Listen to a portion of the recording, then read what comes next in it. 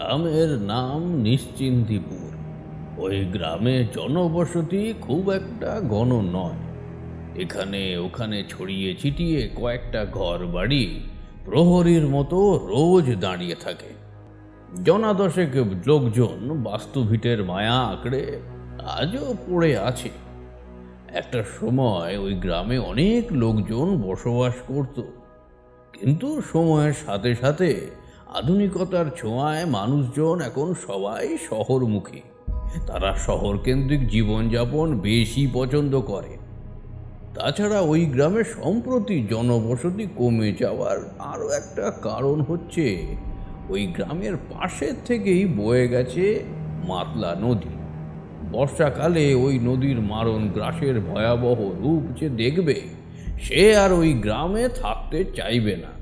তাই তো মাতলা নদীর অববাহিকায় অবস্থিত ওই নিশ্চিন্দিপুর গ্রামে মানুষজন কম। তবে ছোট বড় গাছপালায় ভরা গ্রামটা যেন সবুজ কার্পেটে মোড়া, দেখলেই চোখ জুড়িয়ে যায়। তবে ওই গ্রামের আরও একটি রোমহর্ষক বৈশিষ্ট্য লক্ষ্য করা যায়। তা হলো গ্রামের পশ্চিম দিকের একটা পোড়ো রাজবাড়ি। সন্ধ্যার পর ওই বাড়ির সামনের পথ দিয়ে কোনো মানুষ চলাচল করতে পারে না। ওদিকটায় গেলে নাকি আর ফেরা যায় না। তাই ওই গ্রামের কয়েকজন বয়স্ক মানুষের অনুরোধে আমি গিয়েছিলাম সেই রাজবাড়ির রহস্যের জাল সরাতে।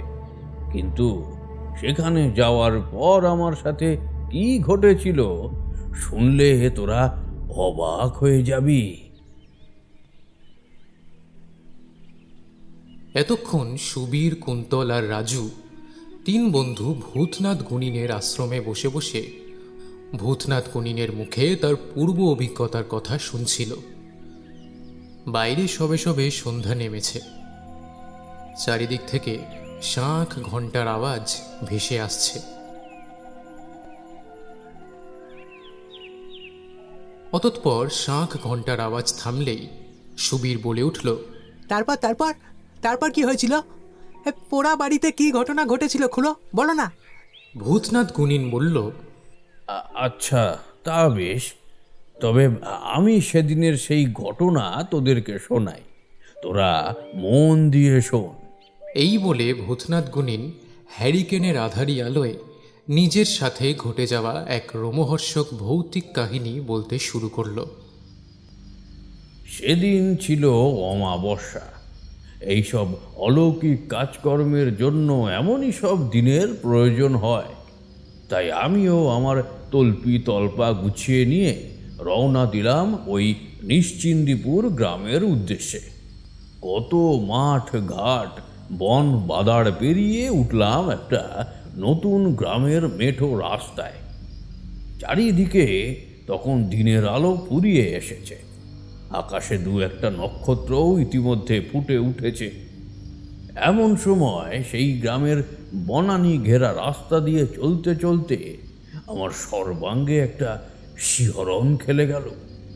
হঠাৎ এই অনুভূতি আমার কেন হলো, এই ভাবনা আমার মনে যখন উঁকিয়ে দিচ্ছে, ঠিক তখনই এক অচেনা লোক কোত্থেকে যেন আমার সামনে উদয় হলো। আপনি কে মশাই? আজকে হঠাৎ এই পথ দিয়ে কোথায় চললেন? এই তো এই নিশ্চিন্দিপুর গ্রামে এসেছি। গ্রামের মোড়ল মশাই আমাকে ডেকে পাঠিয়েছেন, কিন্তু সেই কখন থেকে গ্রামের এ মাথা ও মাথা হাঁটছি, কিন্তু কাউকেই তো দেখতে পাচ্ছি না। সবাই গেল কোথায়? কিন্তু আমার কথায় সেই লোকটা কেমন যেন উদ্ভটভাবে হেসে উঠল, বলল, পালিয়ে যা, শিগগিরই এ গ্রাম ছেড়ে পালিয়ে যা, হয়তো মরবি, অকালে তুইও মরবি। কথাগুলো বলতে বলতে লোকটা দৌড় দিয়ে জঙ্গলের মধ্যে ঢুকে গেল। এত গভীর অন্ধকারের মধ্যে আমি তখন কি করব কিছু বুঝে উঠতে না পেরে আকাশের দিকে তাকিয়ে গুরু মন্ত্র জপ করতে থাকি। কাল ভৈরবায় নমঃ স্বাহা। এমন সময় দেখি একদল লোক হাতে মশাল নিয়ে হন্তদন্ত হয়ে আমার দিকেই এগিয়ে আসছে। তাদের মধ্যে থেকে একজন আমার সামনে মশাল উঁচু করে আমাকে দেখে চিৎকার করে বলল, মোড়ল মশাই, পেয়ে গেছি। এই যে গুণিন মশাই এখানে দাঁড়িয়ে আছেন। লোকটার কথা শুনে বুঝলাম আমার আসার কথা ছিল দেখেই সবাই মিলে মশাল জ্বালিয়ে আমাকে এগিয়ে নিয়ে যেতে এসেছে। অতঃপর চারিদিকে ছড়িয়ে ছিটিয়ে খুঁজতে থাকা মশালগুলো লোকটার ডাকে সবাই একত্রিত হয়ে আমার কাছে এগিয়ে এসেছে। তাদের মধ্যে থেকে একজন লোক হাতে হ্যারিকেন এগিয়ে ধরলো আমার মুখের দিকে। তারপর ধরা ধরা স্বরে বলল, ভূতনাথ বাবু, এখানে আসতে আপনার অসুবিধা হয়নি তো? না না না না, অসুবিধা হয়নি। তবে একটু আগে একটা লোক কেমন যেন ওই পাগলের মতো হাসতে হাসতে ওই দিকটায় ছুটে চলে গেল। ও লোকটা কে বলুন তো? আমার কথায় মোড়ল বলল, লোকটা শুধুই হাসছিল? না, শুধু হাসেনি, হাসতে হাসতে বলছিল শিগগিরই এই গ্রাম ছেড়ে পালা, নয়তো তোর মৃত্যু অনিবার্য।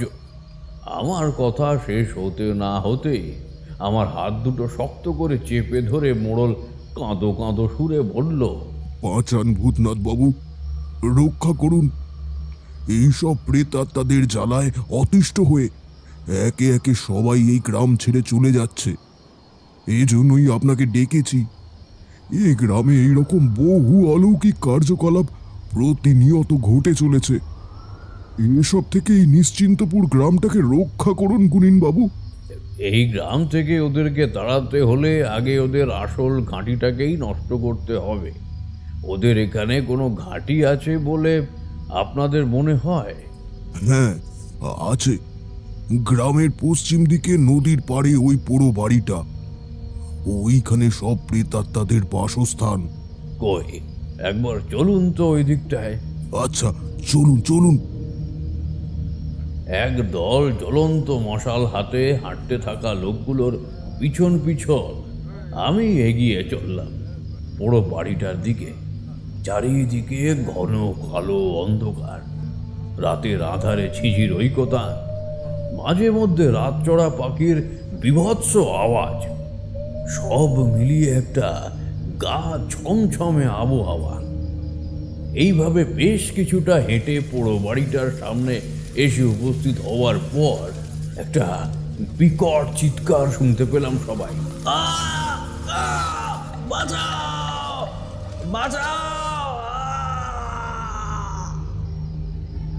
পিছনে ঘাড় ঘুরিয়ে দেখলাম মশাল হাতে এগিয়ে আসা লোকগুলোর মধ্যে থেকে একজন লোক হঠাৎ করে মাটির রাস্তায় পড়ে গিয়ে হাত পা চোখ মুখ একবার ধনুকের মতো বাঁকিয়ে চিৎকার শুরু করেছে। কি বিকট মরণ তার চিৎকার! চোখের সামনে লোকটার মুখ থেকে গল গল করে রক্ত বেরিয়ে এলো। এতক্ষণে মশালের আগুনে লোকটাকে চিনতে আমার অসুবিধা হলো না। এই লোকটাই তো প্রথম সেই মশাল হাতে আমার আসার খবর সকলকে দিয়েছিল। হঠাৎ মশাল হাতে বাকি লোকগুলোর কোলাহল গভীর নিস্তব্ধতায় পরিণত হয়েছে।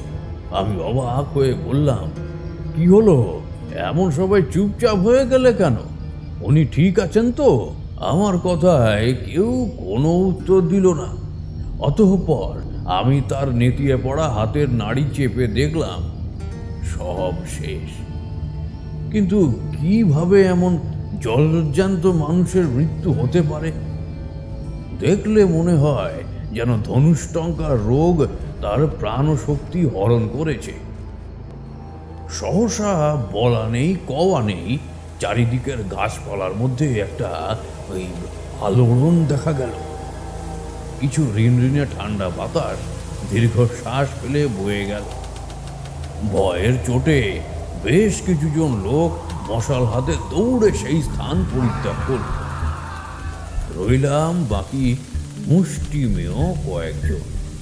তবে মোড়ল মশাই বললেন, ভূতনাথ বাবু, যা হয়ে গেছে তা নিয়ে ভাববেন না।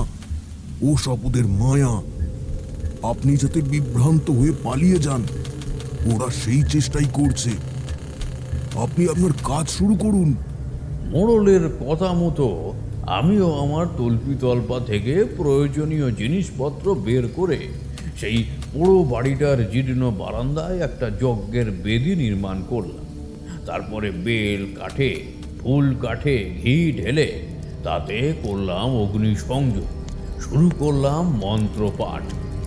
ওম হ্রিং ক্রিং মহাকালী স্বাহা, ওম হ্রিং ক্রিং মহাকালী স্বাহা, ওম হ্রিং ক্রিং মহাকালী স্বাহা। এইভাবে বেশ কিছুক্ষণ চলল মন্ত্রপাঠ। তারপর আশেপাশের গাছপালাগুলো দুলতে শুরু করল। ওর থেকে যেন হঠাৎ করে উড়ে আসলো হাজার হাজার কাক।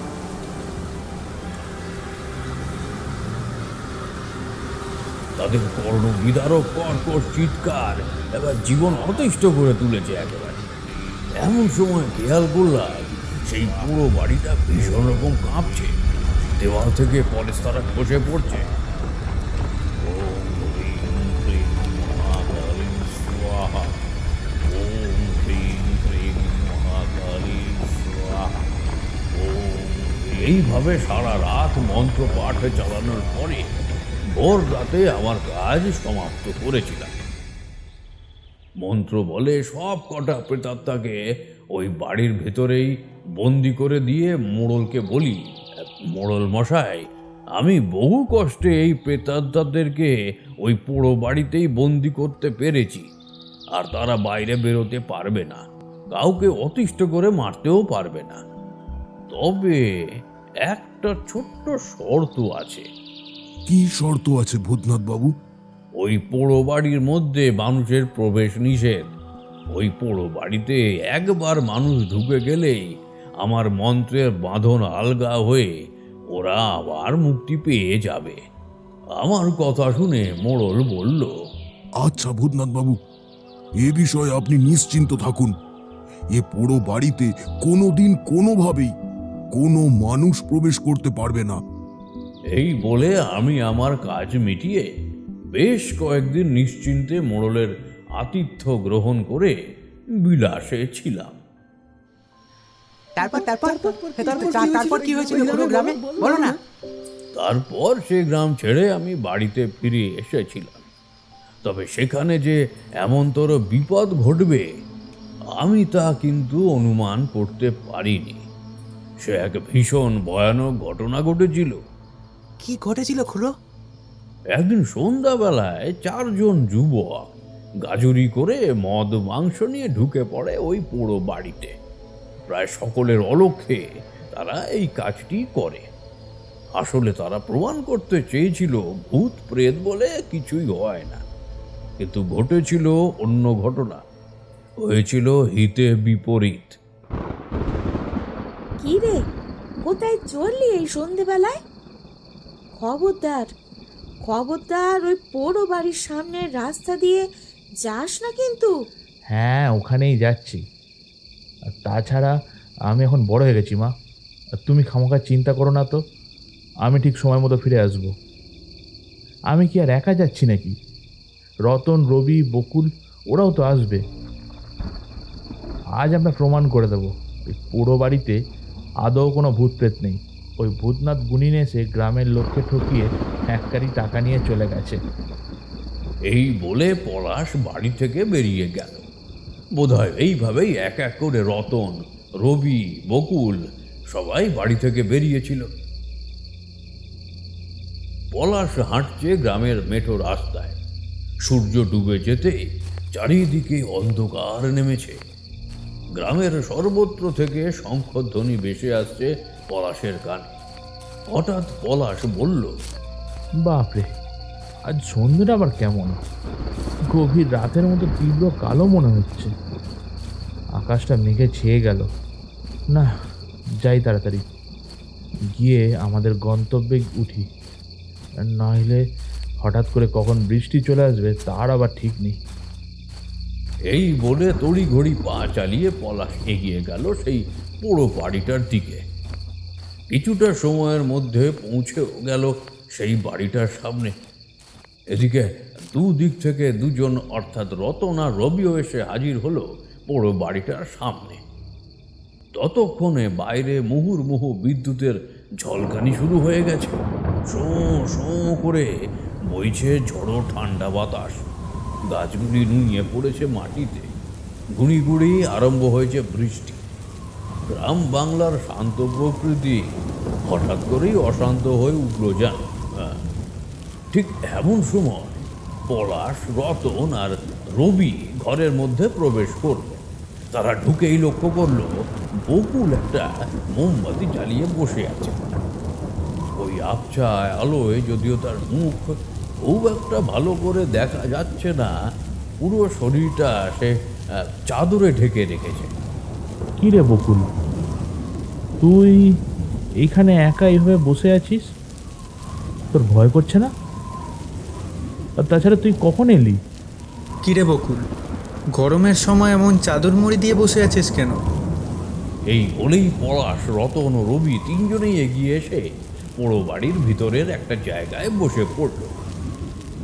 নে নে বকুল, আর চুপচাপ থাকিস না, আর তাড়াতাড়ি কর, ওই পেকটা বানা, বরফটা গলে জল হয়ে যাবে না তো।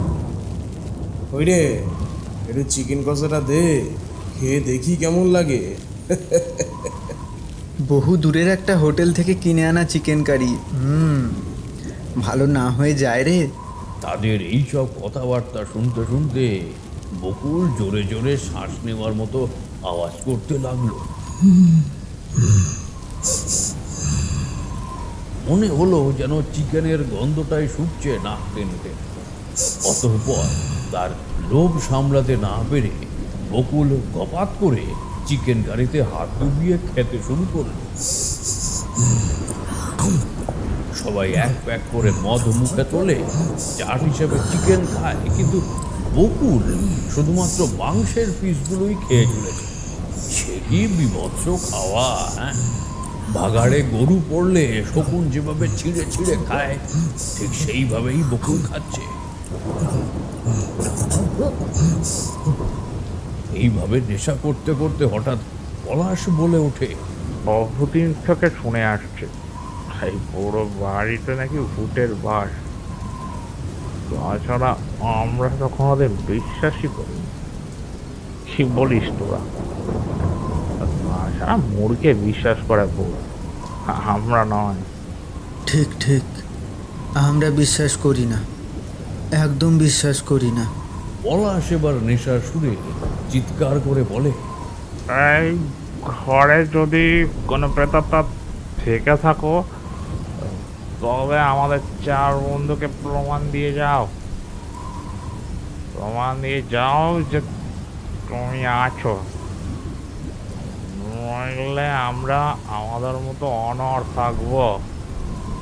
যাও প্রমাণ দিয়ে। এমনটা করার কিছুক্ষণ পর হঠাৎ রবি নিজের বুকে পিঠে তীব্র জ্বালা অনুভব করলো। সঙ্গে সঙ্গে জামা খুলতেই দেখা গেল তার বুকে পিঠে একটা লম্বা আঁচড়ের দাগ। তীক্ষ্ণ নখ দিয়ে কেউ আঁচড় কেটেছে। ভয়ে সারা শরীর সকলের ঠান্ডা হয়ে গেল। সবার নেশা ছুটে গেছে ততক্ষণ। রবি ভয়ে ভয়ে বলল, এখানে একদম থাকা যাবে না, চল চল চল পালিয়ে যাই।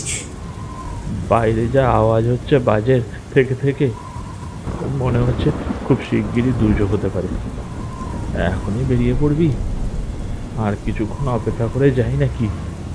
না না, চল, আর এখানে থাকা যাবে না, এখনই বাড়ি ফিরে যাই। এবার বকুল বলল, তোরা বাইরে গিয়ে দাঁড়া, আমি মোমবাতিটা নিভিয়ে ওটাকে ঠিক জায়গায় রেখে আসছি। সকলে দরজার দিকে এগোলে পড়ে। সবার অলক্ষ্যে বকুল সকলের এঁটো করা সেই হাড়গোড়গুলো বুভুক্ষের মতো চেবাতে লাগলো।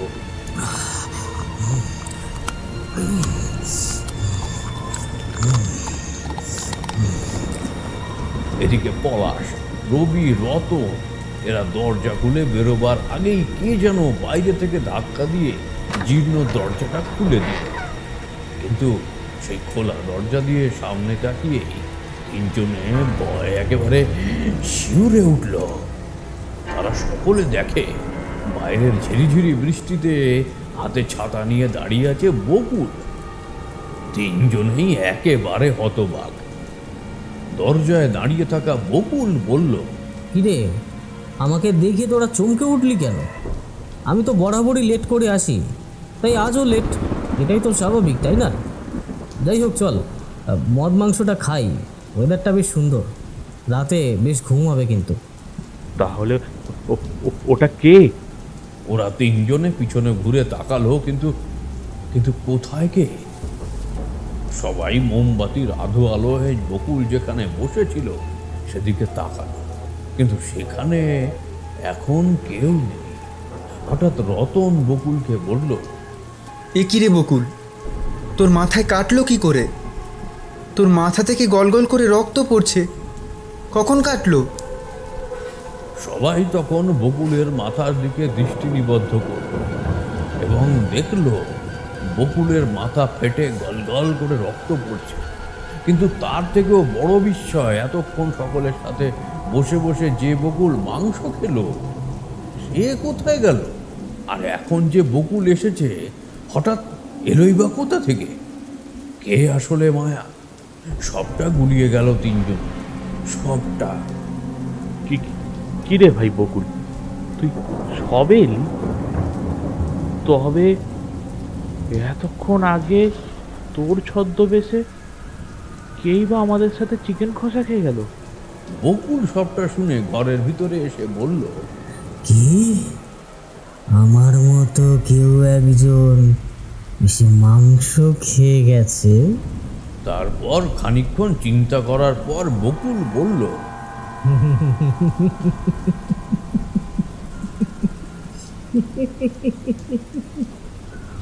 ও আচ্ছা, বুঝেছি। আমরা যাতে এই বাড়িটা ছেড়ে দিই তাই তেনারা এসে ভয় দেখাচ্ছে। সত্যি সত্যি ভূত প্রেত আছে রে। চল আমরা সবাই এ বাড়ি ছেড়ে দিই, এখানে তেনাদের বাস। আমরা তাদের বাসস্থানে কেন ঘাঁটা দেব? এমন সময় হঠাৎ বাইরে থেকে একটা দমকা হাওয়া এসে নিভিয়ে দিল মোমবাতির শিখা। সঙ্গে সঙ্গে সমস্ত ঘরটাই অন্ধকার আচ্ছন্ন হয়ে গেল। সেই অন্ধকারের মধ্যে দিয়ে একটা ভয়ানক উল্লাসময় হাঁটিতে পুরো ঘরটা ভরে উঠল।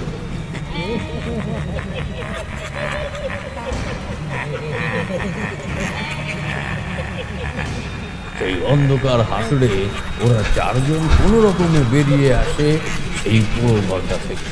তারপর ঊর্ধ্বশ্বাসে দৌড় লাগায় নিজেদের বাড়ির উদ্দেশ্যে।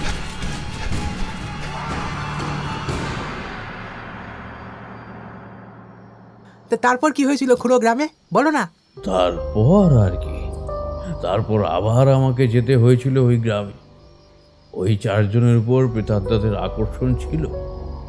বহু ডাক্তার বদ্যি করার পরেও সেই চারজন কেউই শেষমেশ বাঁচেনি। তাদেরকে কাছে টেনে নিয়েছিল ওই পোড়ো বাড়ির প্রেতাত্মা। এমনকি আজও ওই গ্রামে ওই প্রেতাত্মাদের প্রকোপ সেই আগের মতোই বর্তমান রয়েছে। কেমন লাগলো আমাদের আজকের গল্প কমেন্ট করে জানাতে ভুলবেন না। যদি গল্পটি ভালো লেগে থাকে অবশ্যই ভিডিওটিতে একটি লাইক এবং ভিডিওটিকে অনেক অনেক শেয়ার করবেন। যদি আমাদের গল্প ভালো লেগে থাকে তাহলে অবশ্যই গল্পবাস চ্যানেলকে সাবস্ক্রাইব করবেন এবং সাবস্ক্রাইব বাটনের পাশে বেল আইকনটি প্রেস করবেন যাতে সমস্ত গল্পের নোটিফিকেশন আপনারা সবসময় পেয়ে যান।